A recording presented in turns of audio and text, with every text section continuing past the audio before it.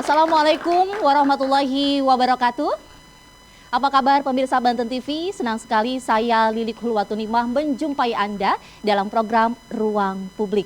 Pemirsa, Ruang Publik ini adalah salah satu baru di Banten TV yang tentu saja menghadirkan para bakal calon kepala daerah di sejumlah daerah di Provinsi Banten yang tentu saja mengikuti perhelatan Pilkada serentak tahun 2024. Di ruang pilkada ini kita akan mengupas sisi humanis, kemudian juga profil dan tentu saja program, kemudian visi misi dari para bakal calon yang hadir. Dan hari ini spesial kita hadirkan sejumlah para bakal calon dari Wali Kota Serang tentu saja. Dan saya tidak sendiri karena saya ditemani oleh salah satu sosok yang boleh dibilang sudah tidak asing di layar televisi Banten TV yang pernah tentu saja membawakan program Melekat, kemudian juga sempat tampil di forum dialog. Kita langsung saja sambut Bung Eko Supriyatno.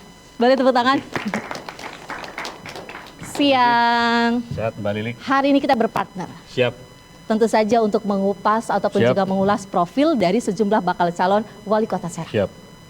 Salam takjim, salam bangga, salam hormat untuk calon pemimpin Kota Serang. Pemimpin muda. Suatu kehormatan bagi program Ruang Publik Banten TV datang ke acara ini. Ya, sebenarnya hari ini kita mengundang sejumlah bakal calon Wali Kota Serang. Kurang lebih ada 9 yang kita undang. Tapi alhamdulillah hari ini hanya 2 orang yang hadir. Tapi tentu saja tidak mengurangi rasa semangat kita untuk membuka ataupun juga menggali dari sisi humanis para bakal calon. Sebagai prolog, di era demokrasi saat ini, calon pemimpin itu bukan di suatu tempat yang gelap tertutup, tetapi tempat yang terbuka dan transparan. Tetapi publik Kota Serang harus bersyukur ada sosok tokoh yang mau jadi pemimpin. Apa indikatornya? Banyak baliho dan pamflet di jalan. Tetapi itu tidak penting. Yang paling penting adalah apa visi, misi, gagasan, daya tawar dari mereka. Seberapa ambisi, seberapa energi, dan seberapa humanis sesuai tema kali ini ya. Baik. Langsung saja kita sapa terlebih dahulu Pak Eko. Barangkali silakan kita duduk ya. Siap. Baik, Pak Eko dan juga pemirsa, hari ini kita sudah hadir 2 bakal calon dari Wali Kota Serang. Kita langsung sapa terlebih dahulu. Di samping saya, yakni ada Bapak Nur Agis Aulia. Assalamualaikum. Waalaikumsalam. Dipanggil Bapak, Akang, atau Mas, atau apa? Agis aja udah. Agis. Atau enggak, Juragan Kambing boleh. Juragan Kambing, ya. Kalau kita melihat banyak pamflet di jalanan, memang Juragan Kambing. Betul. Ya. Karena di sisi sebelah kanan atau sebelah kirinya membawa kambing gitu ya, kan. Ya betul, bawa kambing. Juragan Kambing. Hari ini tidak membawa kambing? Nah, hari ini hanya membawa teman-teman saja. Baik. Kemudian juga sudah hadir Bapak Wahyu Nur Jamil. Assalamualaikum Pak Wahyu. Assalamualaikum warahmatullahi wabarakatuh. Kabar sehat ya Pak? Alhamdulillah. Dan tetap semangat. Hari terus. ini membawa siapa? Teman-teman aja. Teman-teman. Sama membawa semangat. Semangat untuk mensejahterakan masyarakat Kota Serang. Mantap. Mungkin agar pemirsa dan kandidat tahu bahwa garis besar acara ini ada 5 ya. Pertama adalah paparan visi misi kandidat termasuk profil. Yang kedua adalah menjawab aspirasi publik di video. Yang ketiga adalah bagaimana menjawab dari pengamat dan tokoh masyarakat. Yang keempat adalah bermain kata acak. Terakhir adalah isu-isu strategis dijawab oleh para bakal calon wali kota. Kita mau memulai dari yang mana dulu Pak Eko? Sebelah saya atau sebelah Pak Eko? Terserah, silakan. Baik, kayaknya yang lebih tua dulu kali ya. Siapa yang lebih tua di sini? Pak Wahyu Nur Jamil. Baik, tapi tetap masih semangatnya muda dong ya. Pak Wahyu Nur Jamil. Pak Wahyu Nur Jamil ini tentu saja kita tahu latar belakangnya adalah Kepala Dinas UMKM saat ini ya Pak ya, betul ya. Tapi juga pernah menjabat sebagai banyak kepala dinas di Kota Serang. Nah, bagaimana Bapak hingga akhirnya ingin memajukan diri untuk maju di Pilkada Kota Serang ini? Ya, Bismillah, terima kasih. Ya tentunya kan dari pengalaman memimpin sebuah organisasi, kita tentu kan melihat bahwa ada ruang-ruang yang memang itu tidak bisa sinkron antara keinginan dari masyarakat maupun tindakan-tindakan yang dilakukan oleh pemerintah. Nah makanya saya sebagai pribadi menawaitukan diri. Kenapa sih saya ingin mencalonkan diri? Ya tentunya adalah untuk menjawab persoalan-persoalan yang ada di pemerintah masyarakat Kota Serang. Dan yang berikutnya adalah kita sudah tahu bahwa Kota Serang ini hampir 17 tahun. Dan 17 tahun ini belum ada perubahan yang signifikan. Sementara resources juga kita sangat mumpuni dan nanti bisa kita urailah resources apa saja yang memang dimiliki oleh Kota Serang. Artinya dari hal yang tadi saya sampaikan itu, maka bismillah saya ingin menjadi bagian untuk memperbaiki Kota Serang, tapi dalam tataran adalah pemilik kebijakan yang akan itu dirasakan program-program itu yang langsung mengena kepada masalah-masalah yang ada di masyarakat gitu. Luar biasa sekali dengan latar belakang birokrat, kepala dinas, dan konon katanya usia kepala dinas termuda saat itu adalah 37 tahun. Mungkin tidak diemban oleh yang lain. Waktu itu ya? Iya, waktu itu waktu diangkat umur 37 tahun. Termuda sedunia. Wallahualam kalau tapi kalau Kota Serang di Kota Serang iya gitu. Iya. Kepala dinas apa saat itu, Pak? Dinas Perpustakaan dan Kearsipan. Kasih. Gitu. Baik. Terima kasih, berikan aplaus untuk Wahyu Nur Jamil. Kita juga perlu mengenal lebih dekat ya visi misi dari Pak Agis. Silakan Pak, 3 menit. Ya, kalau saya memang lahir di Serang 21 April 1989. SD, SMP, SMA di Serang. Kemudian saya dapat alhamdulillah dapat beasiswa dulu di kuliah di UGM di Jakarta. Akhirnya kemudian saya lulus. Jadi disitulah kemudian saya mulai menemukan tujuan hidup saya. Jadi tujuan hidup saya adalah menjadi orang yang bermanfaat. Nah, jadi garis besarnya itu menjadi orang bermanfaat supaya sukses dunia dan akhirat. Nah, akhirnya kemudian makanya ketika saya setelah selesai kuliah, kemudian saya bekerja di salah satu BUMN. Jadi saya sempat berpikir kalau saya fokus menjadi seorang karyawan BUMN, kayaknya memang kemanfaatan saya terbatas. Makanya akhirnya kemudian saya resign. Akhirnya kemudian saya mendirikan usaha namanya Jawara Farm, peternakan domba dan kambing. Alhamdulillah kemudian berkembang begitu. Dan ya alhamdulillah kemudian saya hitung-hitung ya ada sekitar 200-an lebih. Nah akhirnya kemudian saya berpikir lagi apalagi nih yang kemudian bisa menjadikan saya melipat gandakan kebaikan. Akhirnya kemudian mencalonkan diri menjadi anggota DPRD. Nah di 2019. Nah, alhamdulillah di 2019 setelah kemudian saya dilantik, nah ini kemudian menjadikan saya yakin bahwa ternyata politik kalau memang dioptimalkan secara maksimal itu manfaatnya luar biasa. Makanya ketika saya menjadi anggota DPRD, ribuan guru ngaji saya advokasikan dapat insentif.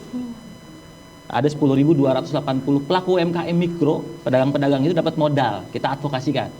Ternyata ketika saya menjadi pengusaha, cuma 200 orang bisa saya bantu. Nah, ketika menjadi anggota DPRD itu 10 ribuan lebih lah begitu. Nah, makanya kemudian ketika ada kesempatan kemudian didorong oleh partai saya untuk menjadi calon wali kota. Nah, kemudian saya niatkan lagi bismillah, semoga ini akan menjadi jalan saya melipat gandakan kebaikan yang tadinya ratusan, ribuan, puluh ribuan bisa jadi ratusan ribu bahkan jutaan kebaikan. Nah, jadi misi saya adalah bagaimana kemudian saya bisa melipat gandakan kebaikan melalui kewenangan, kekuasaan yang mungkin nanti Allah takdirkan pada saya. Nah, jelas kalau Kota Serang ini kan saya kenal betul ya dari kecil sampai kemudian dewasa, bahkan lebih mengenal lagi apa yang menjadi tantangan, persoalan ketika saya masuk menjadi anggota DPRD begitu. Nah, sehingga kemudian saya kira ini sebenarnya simpel. Kita permasalahan-permasalahan yang ada di Kota Serang bisa kita selesaikan dengan ya tadi intinya kan keberanian, inovatif, kreatif, dan yang paling penting adalah komitmen. Nah ini yang kemudian modal saya akhirnya mencalonkan diri menjadi kalau sekarang menjadi wakil wali kota Serang. Oh wakil ya? Iya. Yakin nih wakil? Udah yakin. Coba dipilih lagi, wali Insya Allah. kota apa wakil? Wakil. Baik, kalau Pak Wahyu Nur Jamil wali kotanya gitu ya. Insya Allah. Tapi dengan insya Allah. pasangan yang lain mungkin. Insya Allah. Bagaimana kalau Allah kalian berpasangan? memberikan Gitu? kemudahan. Baik. Kita mungkin berbicara ke prestasi ya. Iya. Ya. Pak Wahyu Nur Jamil juga di menjabat kepala dinas di sejumlah kepala dinas tentu ada banyak prestasinya gitu kan. Mungkin Pak Wahyu boleh menjabarkan prestasi apa saja yang pernah diraih saat menjabat kepala dinas? Saat menjabat kepala dinas ya. Alhamdulillah waktu itu saya pertama kali jadi kepala dinas itu jadi kepala dinas Perpustakaan dan Kearsipan Kota Serang. Dan tentu kita tahu bahwa dinas Perpustakaan dan Kearsipan itu dianggap stigmanya adalah sebagai dinas yang kering, tempat yang mau pensiun. Gitu. Tapi waktu itu saya memilih dari open bidding itu slotnya saya pilih untuk menjadi kepala dinas Perpustakaan dan Kearsipan. Kenapa? Karena saya merasa bahwa dalam pengelolaan pemerintahan itu, tentu yang paling utama tugas dari pemerintah itu sesuai dengan undang-undang adalah bagaimana membuat SDM pemerintah Kota Serang itu lebih baik lagi. Dan perpustakaan merupakan subbidang pendidikan. Nah, tahun pertama yang saya lakukan adalah tentu memetakan dulu permasalahan kenapa sih literasi orang sangat bilang rendah. Tapi saya punya keyakinan lain saat itu. Saya yakin bahwa literasi masyarakat Kota Serang itu, literasi itu bukan hanya baca, tapi tulis, hitung, sebetulnya tinggi. Tapi jangan-jangan fasilitasnya, sarana prasarananya mungkin yang belum mumpuni yang dilakukan oleh pemerintah. Nah, waktu itu saya meminta untuk pengelolaan Gedung Juang. Gedung Juang tentu kita tahu sekian puluh tahun dikuasai oleh pihak ketiga. Ya, padahal itu cagar budaya yang memang masih tersisa nih di tengah-tengah Kota Serang. Ditanya untuk apa? Saya menyampaikan bahwa di situ untuk wisata edukasi sejarah. Di dalamnya itu saya ingin menampilkan perpustakaan anak, perpustakaan umum, dan juga seperti layar mini teater yang itu menceritakan kesejarahan gitu. Nah, hambatannya apa? Bagaimana kita caranya untuk mengambil gedung itu dari pihak ketiga. Dan alhamdulillah gedung itu yang tadinya sulit diambil oleh dinas-dinas lain dengan kerjasama tim atas ridha Allah itu kita bisa menguasai Gedung Juang itu, kita revitalisasi. Nah, sekarang kemanfaatannya itu sebagai ruang publik. Beberapa kali event dari Bank Indonesia, dari provinsi, pemerintah Kota Serang, juga mahasiswa menggunakan gedung tersebut. Dan waktu saya menjadi Kepala Dinas Perpustakaan itu, kami bekerja sama dengan SD, SMP, PAUD untuk kami datangkan ke Gedung Juang. Mereka tinggal siap, biayanya kita tanggung, merchandise-nya kita siapkan, supaya apa? Cara yang paling baik untuk meningkatkan literasi itulah dengan mengajak mereka dan membiasakan mereka dulu. Mereka tertarik dulu, gitu. Nah, apakah cukup dengan itu? Enggak. Di tahun kedua, alhamdulillah atas ridha Allah, kami di Dinas Perpustakaan Kanak Perjatim, saya sebutkan kami, itu mendapatkan dana alokasi khusus untuk membangun gedung perpustakaan. Nah, kami bangun. Waktu itu saya memintanya, waktu pembuatan DD-nya, jangan kita biasakan membangun gedung itu yang memang, wah ini gedung pemerintah, jangan. Tapi kita siapkan gedung itu yang orang itu melihatnya bahwa, oh ini gedung pemerintah bukan ya, tapi kok ini seperti perkantoran yang indah, yang penuh warna-warni sehingga orang mau masuk. Karena kan banyak juga orang yang enggan masuk ke kantor-kantor dinas gitu kan. Nah, akhirnya alhamdulillah terbangun dan alhamdulillah sampai kita punya baseline berapa sih indeks literasi. Nah, yang berikutnya jadi saya kadang-kadang kalau sekarang ada yang berbicara, oh kita harus meningkatkan literasi. Kemarin kemana aja? Bayangkan kita punya TBM, ya, yang itu sangat bagus, sangat aktif, tapi pemerintah Kota Serang saat itu waktu saya jadi kepala dinas belum menyentuh kepada itu. Persoalannya apa? Bahwa TBM itu dianggap sebagai turunan dari dinas pendidikan. Loh, saya panggil dinas pendidikannya, bukan panggil, kita undang dinas pendidikannya, kita ngobrol bareng, saya menyampaikan begini, selama itu untuk kebaikan masyarakat, selama itu untuk peningkatan literasi, selama itu untuk meningkatkan pendidikan kita, jangan ada kanalisasi. Apa yang bisa dilakukan oleh dinas pendidikan, apa yang bisa dilakukan oleh dinas saya. Baik. Gitu. Maka waktu itu petugas yang pemilik-pemilik TBM di masyarakat itu mereka membiayai sendiri swadaya. Nah, saya memikirkan bagaimana caranya supaya pemerintah bisa bantu. Waktu itu saya membuatkan pojok-pojok baca. Dari TBM yang ada kita buatkan pojok baca, kita suplai bukunya dan pemiliknya kita angkat sebagai petugas pojok baca dan kita gaji.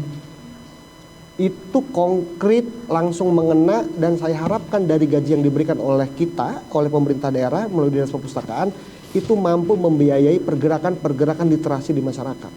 Begitu. Baik. Nah, itulah ketika saya di Dinas Perpustakaan Kearsipan. Jadi kalau mau bicara lanjut lagi dinas prestasi banyak Koperasi tentu ya. UKM Perindak banyak. banyak. Belum lagi dari sisi keorganisasian bagaimana kita pernah mendapatkan rekor muri dunia bukan lagi rekor muri nasional gitu. Baik. Jadi banyak lah. Iya. Jadi literasi zaman now, literasi kan bukan membaca buku yang berdebu, tapi mengajak banyak orang untuk melakukan perubahan. Betul. Tapi saya ingin tahu tagline Bapak apa? Untuk Singkat apa? saja tagline-nya. Tagline-nya apa? Kalau tagline wayahe satset. Apa? Wayahe Satset. satset. Satset, satset begitu. Kalau visinya Kota Serang sebagai kota kreatif. Mantap. Kita ke Pak Agis ya. Ya. Siap.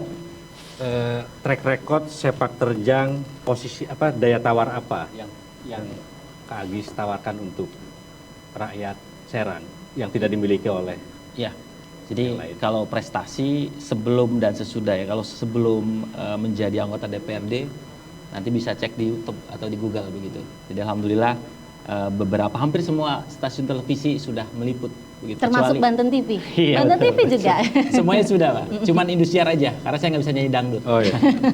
Nah, tapi kalau bicara tentang apa yang kemudian saya lakukan di DPRD, yang pertama kali saya masih ingat betul, Pak. Jadi saya bersama di Bambem Perda itu mengesahkan satu perda yang ini 5 tahun mangkrak, yaitu perda pelarangan miras dan hiburan malam. Jadi itu merupakan, wah saya bilang ini karena saya selalu bilang ini amal jariah nih. Nah akhirnya alhamdulillah itu kemudian disahkan. Selain dari itu kemudian ketika waktu COVID gitu kita coba advokasikan pedagang. Jadi ada beberapa pedagang yang terutama di sekolah-sekolah ya, karena kan waktu itu dia tidak bisa berdagang, harus harus di rumah. Kemudian ketika dibuka lagi, nah modalnya habis gitu. Nah akhirnya kemudian kita advokasikan lagi tuh untuk mendapatkan modal usaha stimulus. Jadi hampir 10.280 pelaku UMKM yang mikro dapat stimulus, Pak. Nah itu. Selanjutnya kita beralih ke ini kesehatan nih, PBI-nya. Jadi saya bersama fraksi kemudian ya kita selalu mengawal bahwasanya bahwa kesehatan itu harus betul-betul kita berikan kepada masyarakat gitu ya. Jadi yang tidak mampu. Jadi penerima PBI ya alhamdulillah masih tetap bertahan. Bahkan kita sekarang sedang akan menambahkan gitu ya. Jadi kan sekarang persoalannya ada yang pengen berobat begitu, tapi nggak punya BPJS. Gitu. Ada yang pengen berobat, BPJS-nya nunggak gitu. Nah, kita siapkan namanya Jamkesda. Jadi kita siapkan ya kalau biasa disebut dana buffer. Jadi sebenarnya Kota Serang kalau memang kemudian sakit tidak mampu walaupun BPJS-nya nunggak itu pakai itu bisa. Jadi memastikan Kota Serang, warga Kota Serang bisa terlayani kesehatannya. Nah, selain dari itu ya jelas karena saya besar dari dunia pertanian peternakan, kita advokasikan petani peternak dapat stimulus nelayan kurang lebih hampir 7.000. Nah, jadi makanya kemudian ya ini menjadi salah satu keyakinan saya begitu. Ini saya cuma punya kewenangan di 3 tuh ya, anggaran, kemudian peraturan daerah dan pengawasan nih. Nah kalau nanti Allah takdirkan punya kewenangan eksekutor, kayaknya bakal lebih luar biasa lagi begitu. Nah ini menjadi modal saya kemudian akhirnya yakin insya Allah kalau memang Allah takdirkan, semoga saya bisa dapat melipat gandakan kebaikan lagi yang sudah pernah saya lakukan di DPRD. Itu saja. Itu bahasa PKS ya, syariah banget. Iya. Tapi tagline-nya apa? Tagline-nya maju kotanya, bahagia sejahtera, warganya aja menggegel. Oh, aja menggegeg. Nah, Berikan aja aplaus untuk 2. Kalau aja menggegeg itu jangan diam saja Iya, begitu. betul. Itu bahasa Jawa Serang. Wayai iya. satset aja menggegeg. Aja menggegeg, begitu. Kalau Pak Eko apa? Aja meneng bae gitu. Aja menggegel. Ya aja menggegel dong. Iya sama. Intine itu kan. Intine napik ning pundi-pundi. Kayak Biwara Banten ya. Baik, pemirsa Banten TV, sesaat lagi kita akan membahas hal yang lebih menarik lagi dari kedua bakal calon kepala daerah di Kota Serang ini. Tentu saja usai jeda berikut ini tetap di Ruang Publik.